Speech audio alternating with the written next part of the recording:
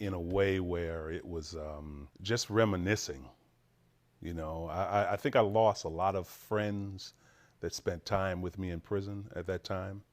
And I thought of, well, how can I do a show to pay tribute to them?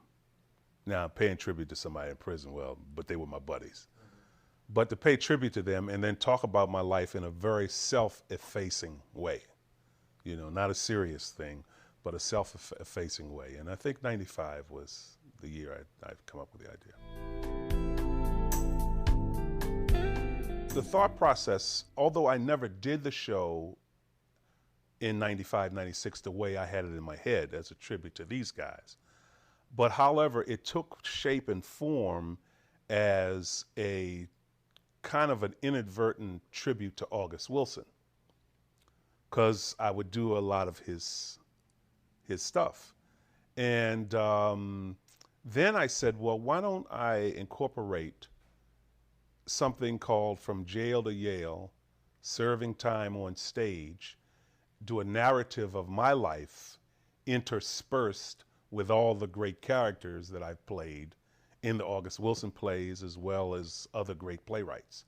And that's when it really went from an idea of paying tribute to buddies and my time in prison, and because the original idea was not a heavy thing. People would think I would get up there and talk about the penitentiary, but I was going to actually talk about how much fun I had, and the belly laughs, and the genuine belly laughs I had in the penitentiary dealing with the characters that were in there, you know, and how we started a drama group in prison. Then it formed into something else from when talking about my life from jail to Yale. And then once that section was over, to actually perform the scenes from August Wilson, from Shakespeare, from Douglas Turner Ward, and on and on and on, the many playwrights.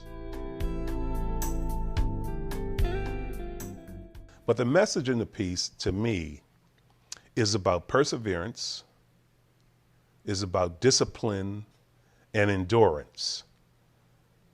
Now, without either of those three things, you don't go anywhere in life, you know. It's really aimed at the business person. It's aimed at the lay person. It's aimed at the everyday John who gets up and go to work.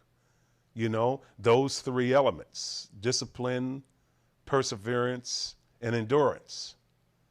You know, so on one hand, it is about saying to yourself that I believe in myself and that I'm going to achieve regardless of the obstacles. I like actually surprising white audiences and shocking black audiences when talking about Shakespeare, because they think it has nothing to do with us. However, one of, and arguably the greatest, but at least one of, in that particular period in the 19th century, one of the greatest Shakespearean actors of all time was an African American, Ira Aldridge, who left the United States in 1823 and went to the United Kingdom and then the rest of Europe, and was the toast of the European continent for the next 40 years.